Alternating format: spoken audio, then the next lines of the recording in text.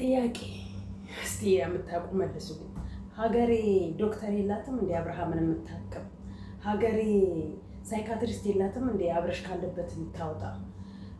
ምን ነው አብርሃም ካንሰር ህመምተኛ ነው ወይም ኩላሊቱ ፌል አድርጓል፣ አሊያም ደግሞ የመጨረሻ ደረጃ ላይ ነው ያለው፣ ነፍሱ ልትወጣ ነፍሱ አፉ ላይ ደርሳለች፣ አለበለዚያ እዚህ ሀገር ከተቀመጠ ይሞታል ብለው እነዚህ ጠንቋዮቹ ነገሯቸው። ለሄርሜላ ወንድም መጥቶ ለወንድሟ ለአብርሃም ወንድም የሚነግረው የአብርሃም ቤተሰቦች የገንዘብ በጣም ጥማት ያለባቸው፣ በገንዘብ የሚገዙ፣ ገንዘብ ካሳያችኋቸው ገደል የሚገቡ የሆኑብኝ ያክል ነው አሁን ላይ እየተሰማኝ ያለው። እውነት ለመናገር ሀቁን ከሆነ ይሄን ያህል ደረጃ አብርሃም ምን ቢታመም ነው? ምንስ ቢሆን ነው ሄርሜላ ከሀገር ይዛ ወጥታ? እንደ እያንዳንዳችሁ በቃ የገንዘብ ሱስ ሆነባችሁ። ሄርሜላ የትኛው ሚሊዮነር ሆና ነው አብርሃምን ከሀገር አውጥታ ውጭ ላይ ልታሳክመው የምትችለው? ምን ነው ሄርሜላ የመንግስት የኢትዮጵያ መንግስት ነች አላችሁ? ምን ነው ሄርሜላ ቢሊዮነር ነች አላችሁ? ሚሊዮነር እና ቢሊዮነርማ ብትሆን ኖሮ የረከሰው ቦታ ላይ ወድቃ ባልታየች ነበር። ለነገሩ በአሁኑ ሰዓት ላይ ባለሀብቶች እኮ ናቸው የወንድ ጥማት የወንድ ሱስ ያለባቸው፣ ትዳር እየነጠቁ ትዳር እያፋቱ ልጅን ከአባቱ ጋር እንዳያድግ እያደረጉ እየነጠቁ ይዘው የሚጠፉት ባለሀብቶች ናቸው። ምክንያቱም በገንዘባቸው ስለሚያምኑ፣ በእውቀትና በእውነት ስለማይሄዱ፣ እውነት ስለሌላቸው፣ እውቀት ስለሌላቸው፣ የገንዘብ እውቀት እንጂ የጭንቅላት እውቀት ስለሌላቸው ሰውን የሚይዙት በገንዘብ ነው እንጂ የሰው አመለካከት ቢኖራ ኖሮ እንደ ሰውኛ ብታስብ ኖሮ ከመጀመሪያውኑ ኖ ይሄ ልጅ ለእኔም ነገ ላይሆነኝ ይችላል፣ ዛሬ ልጁን አፋትቼ ልጁን አስጥዬ እኔ ጋር ማምጣት አልችልም ብላ ማሳመንና ማመን ትችል ነበረ። ለራሷ ማሳመንና ራሷን ማመን ትችል ነበረ። ግን በገንዘብ የሚያስቡ ሰዎች አሁን ላይ እንዳሸን እየፈሉ ነው። የኪችን እንትን አስፔዛ ነው ምንድን ነው የሚባለው ነገር ነው። እና ያው ሁሌ እያነበባችሁት እንግዲህ ያው ቢሮ ሆኜ ነው የምጽፍላ ቮይስ ማደርግላችሁ። እና አብርሃም ከዚህ ወጥቶ ደህና ሕክምና ካላገኘ በቃ ህይወቱ በጣም አደጋ ላይ ናት፣ ህይወቱ በጣም ትጠፋለች። እንዴ እነዚህ ሰዎች ጤና የላቸውም እንዴ? ይሄን ያህል ለአንድ ወንድ ብላችሁ እስቲ እሱን ተውትና እንደው ለድሃ እንኳን ብታበይ ብታጠጪ እግዚአብሔር አንቺንስ እንደው ምን እንደምልሽ አላውቅም። እግዚአብሔርን ጌታ ሆይ ራይንህን መቼ ነው የምገልጸው? በእነዚህ ሶስት ሰዎች መሀል ላይ ገብተህ በሩታም በሄርሜላም እና በአብርሃምም ህይወት ገብተህ መቼ ነው እውነቱን ግልጥልጥ አድርገህ ሰውን ሁላ ከእንደነዚህ አይነት ይሄ ከተጭበረበረ ጭንቅላት አውጥተህ ወደ እውነቱ መንገድ የምትወስደን መቼ ነው ጌታ ሆይ መቼ? እነዚህ ጭንቅልቅልቅልቅ ያሉ ቆሻሻ አስተሳሰብ ያላቸው እንደው መተት ቢሆን እንደው እናንተ ነው ጠይቃችሁ፣ መተት ቢሆን ጥንቆላ ቢሆን ድግምት ቢሆን ውጪ ድረስ የሚያስኬድ ችግር ነው እንዴ?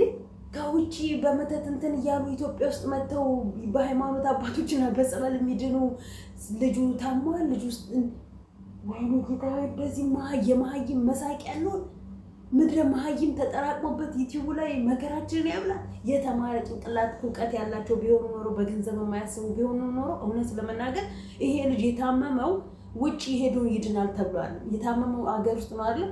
ሀገር ውስጥ ሆኖ ጸበል ወይም ጸሎት ነበረ ብታስቡ፣ መተት ነው ብላችሁ እናንተ ያደረጋችሁበት ከባዱ መተት እጁ ላይ ስላለ ምናልባት ያ ይሆናል ወደ ውስጡ ሰርጾ አመት ሙሉ ተቀምጦ ውስጡ ሰርጾ እንዲያበጣበጠው ያለው ወይ ከራሱ ጋር እንዳይሆን ወይ ከቤተሰቦቹ ጋር እንዳይሆን ወይ ከሴቶቹ አንዷን መርጦ እንዳይኖር እያደረገው ያለው ያ ጭንቅላቱ ሰርጾበት ነው እንዴ። ይሄን ያህል ድንጋይ ሆናችኋል። ይሄን ያህል በአረብ ሀገር ያለች ሴት ገንዘብ ልካላችሁ ነው እንደዚህ ያደነዘዘቻችሁ? ወይንስ የምር በራሳችሁ በላባችሁ ጠብ አድርጋችሁ ያመጣችሁ ገንዘብ ነው እንዲያደነዘዛችሁ ያለው? የሰው ገንዘብም እኮ ሲበዛ እኮ የምታረሙትና የምትሆኑ ነው የሚያሳጣችሁ። ምክንያቱም የሰው ሀቅ የሰው ስለሆነ የራስሽ ያልሆነን ሀቅ እንደፈለግሽ ለጊዜው ብትጠቀሚበት ነገ ደግሞ ያ ተጠራቅሞ ሰቀቀን ሰቆቃ ይሆንብሻል እንዴ። ምን ሆነው ነው አብርሃም የታመመ? ምኑን ነው እንዴ? ጨጓራው ነጭ የደም ሴል መፍጨት ጀመረ። ጨጓራው መፍጨት አቁሞ ምንድነው አብርሃም የታመመው? ምንድነው አብርሃም ህመሙ እንዴ? አረ እናንተ ሰዎች እንደው እግዚአብሔር ምን ይጠይቀናል? እግዚአብሔር እንደው እሳቱን ያወርድብናል ስትሉ ምን አለ ለእውነት እንኳን ብትቆሙ፣ እውነት ብትናገሩበት፣ ስራችሁንም ማንነታችሁንም በውሸት ባታቆሽሹት። ዴቭ ትክክል ልክ ነህ። እንደ ዴቭ ደግሞ እስስት አለ። እንደ ዴቭ የወረዱ ብያለሁ እኮ የአብርሃም ቤተሰቦች ስፔሻሊ እቺ ቡዜና ዴቭ። አሁን ነው ዴቭ የተቀየረው። መጀመሪያ ላይ ደህና ነበር። አሁን ገቧ። ሄርሜላ ቢዝነስ አላት ተባለ። ሄርሜላ እርቃኗን ትመጣለች። ሄርሜላ ገሏን ሚዲያ ላይ ለማንም እንካችሁ የህዝብ ነው ብላለች። እቺ ሴትማ ከኛ ህይወት መውጣት የለባትም። አለባበሷ ጋጦጥ ስለሆነ እሷ ገንዘብ ያላት ስለሆነ ኬት እንደሚከፈላት አናውቅም። ትላንትና ለምን ባለሀብት ከሆነች አብርሃም ካወቀችው በኋላ ነው ባለሀብት የሆነችው። ትላንትና አብርሃም በ10 ባዝሊን የማይጸዳ ፊቱን እንኳን ለምን ይዛ አላጸዳችሁም ነበር? ባለትዳር ስለነበረች የዛኔ። ግን እንደው እውነት ለመናገር ዴቭ ልጆች አሉክ፣ ቡዜ የምትባይ ልጆች አሉሽ። ጌታ ሆይ የእናንተ ልጆች እንደው በምን አይነት ህይወት ውስጥ እንደሚያሳልፋችሁ አናውቅም። በእርግጥ ከአሁን በኋላ እንደው ይሄ ሁሉ አይን በስቶባችሁ ይሄ ሁሉ ለፈተና አሳልፋችሁ ልጆቻችሁን ሚዲያ ላይ እንዲሆኑብን እንዲተደረጉብን ብላችሁ መቼም እርግጠኛ ነኝ አይናችሁን በጨዋታችሁ አመጡ። ያሳፍራላ። የዘራችሁትን ማጭድ ማለት ያ ስለሆነ በፍጹም አታደርጉት። ይሄን ያህል አብርሃም ምንድን ነው የታመመው እንዴ? ምንድነው በስሪንጅ ምንድነው እሱ ያጠጣችሁት? ምንድነው እሱ ያስገባችሁለት? ምንድነው እሱ በስሪንጅ የሰጣችሁት? ልጁን እንዲህ ያደነዘዛችሁት ያፈዘዛችሁት እንዴ? ኢትዮጵያ ዶክተር የላትም። ኢትዮጵያ ዘገምተኛ ወደ ሌላ ሀገር ትልካለች እንጂ ሀገር ውስጥ አታክምም። ኢትዮጵያ እንደ አብርሃም አይነቱን ሰው የምትችለው አቅም የላትም ብላችሁ አላችሁ እኮ። ግን እናንተ ጤነኞች ናችሁ የምር? ያ ደግሞ የገጣጣ ምን አለ ጥርሱን እንደው ባላዩ ምን ይሻለኛል? እንደው ጌታዬ ሆይ ይቅር ይበለኝ። እኔ የኔን ጥርስ እንዲህ ስላይታችሁኛል አይደለ? የኔን ጥርስ እኮ ነው። ልጆቹ ደግሞ ከኔ ባሰ ወተት የመሰለ ጥርስ፣ ከኔ ባሰ ድርድር ያለ ፍቅር የሆነ ጥርስ ነው እኮ ያላቸው። ይህን ልጅ ጥርስ ሳይ ይዘገንነኛል። ምግብ እየበላሁ እንኳን ምግቡን አቆማለሁ ሲል ያ 32 ጥርሱ ወደ ውጪ ነው ያለው።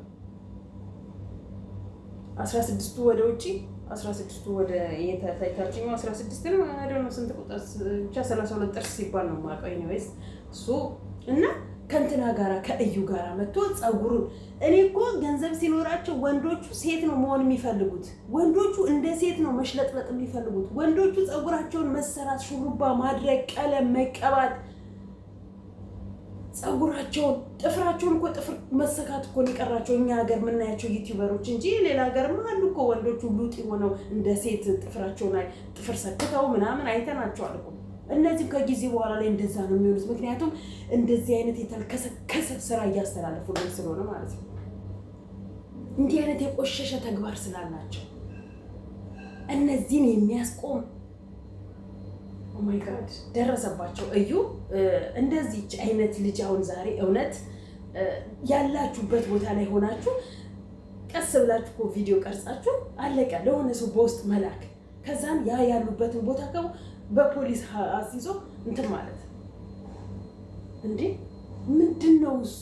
አሁን ዛሬ ይዞ የመጣው የሄርሜላ ወንድም እሱ እንደዚህ ችጋራሞች ረሀብተኞች ባይሆኑ ባለሀብት ቢሆኑማ ዩቲዩብ ላይ ባልተንጦለጦሉ ነበረ። ባለሀብት እኮ ዩቲዩብ ላይ አይንጦለጦልም። ገንዘቡን ቀስ ብሎ ደግሞ ለዚህ አጭር ጊዜ ገንዘቡን እያወጣ ይበትናል፣ ይጨብሳል፣ ይቅማል፣ ያጨሳል። በቃ ከኔ በላይ አሪፍ የለም ይላል።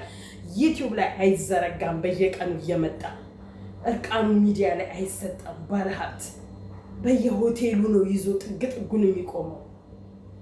የሆቴል ሴቶች ነው የሚያማርጠው። የሆቴል ወንድ ሆቴል ውስጥ የሚመጣ ባለሀብት ነው። ቆማ የምጠብቀው ገንዘብ ቢኖራት ብጫቂዳ የዩቲዩብ ስብርባሪ እየጠበቀች ገንዘቧን አጠራቀመችና ገንዘብ አላት ውጭ ሄዶ መታከም አለበት። ለእናንተ እና አብርሃምና ሄርሜላና አይሚን ሩታና ኤፍሬም ሩታ የልጇን አባት መርዛ ብልታው ኤፍሬም የእናቱን ልጅ መርዛ ብልቶት ከዛን አብርሃም ተመርዞ አቤቱ ጌታዬ ሆይ እኛ ስለናንተ ኃጢአት ውስጥ ተዘፈቅን። እኛ ስለናንተ ጌታ ሆይ መቼ ነው እንደው የኛን ኃጢአት ተቀብለ ወደ እውነተኛው የምትመልሰን? እነሱስ አንዴ ተዘፍቀዋል፣ እኛም ከነሱ ባሰ። ይሄ ታዲያ አያሳፍርም? ይሄ ውርደት አይደለም? የዴቭ ውርደት ውስጥ እየገባ አይደል? የትልቅ ቀላል እኛ ግራ ነው የሚገባኝ። እነሱ ናቸው ያበዱት፣ እኛ ተከታዮቻቸውን እያበድን ያለ ነው። አልገባኝም። አሁን ደግሞ የሩታ ወንድመን ብሎ መጣ ከእዩ ጋራ። ከአሁን በኋላ ሩታ አዲስ ህይወት ልትጀምር ነው። አብርሽ እዛው ያለበት ግማል ተግማማ። አብርሽ እዛው ያለበት ከዚህ በኋላ አንተ ካለህበት የኤቪደንስ ወጥተህ ወደ ሩታ ትመጣለህ ብለን ብንትን ብንል ለሌላው እናጋልጥ። ምንድን ነው ይሄ? እንደዚህ ገንዘብ እንደዚህ ናላቸውን ካዞራቸው እነሱ ለምንድን ነው እሱ የኛን ቪዲዮ እያያችሁልን ገንዘብ እስቲ እንዴት እንደሚያደርግ እንድናይ የማታደርጉ? ለምንድን ነው ገንዘብ የሰው ልጅ እንደዚህ በዚህን ያህል ቀይሮ? ገንዘብ እኮ ሰው ይሰራዋል እንጂ ሰውን ገንዘብ አይሰራውም። የሰው ልጅ ነው ገንዘብን የሚያመርተው፣ ሰው አይደለም። ገንዘብ አይደለም ሰውን የሚያመርተው። በዚህን ያህል ሰዎች በገንዘብ አብደን በዚህን ያህል ሰዎች በማይጠቅም ትንሽ ነገር ማንነታችንን ስተን ናላችንን አተን ዛሬ የሰራናት ነገር ነገ አስጠይቃን ያልጋ ቁራኛ እንደምንሆን እያወቀን ከዚህ ከተልከሰከሰ ከቆሸሸ ስነ ምግባር ስብዕና ወተን ፈራ እግዚአብሔር እንዳለው ሰው ሆነን ትክክለኛ ስራ ለትውልድ የምናቀርበውና እራሳቸው ለትክክለኛ ስራ የምንመጣው መቼ ነው? ገንዘብ እንደዚህ የሚያሳብዳችሁ ከሆነ ጌታ ሆይ ጥንቅር ብሎ ይቅርኔ ገንዘብ አይምጣልኝ። እንዴ ድህነትን ምን አለችኝ እናቴ? ድህነት ማንን ገደለ? በነገራችን ላይ እነዚህ አንዳንድ ቲክታከሮች እና ዩቲዩበሮች በጣም ነው ግርም የሚሉት። እድሜያቸው እናቴ እድሜ በቂጡ ሆነው ብናል እኮ እንትና ከ10ኛ ክፍል ነው ማትሪክ የወሰድኩት አለች። ኦኬ ከዛም ስደት ዓለም ላይ 4 ዓመት ተቀመጠች አለች። ኦኬ በስንት ዓመቷ ነው 10 የጨረሰችው?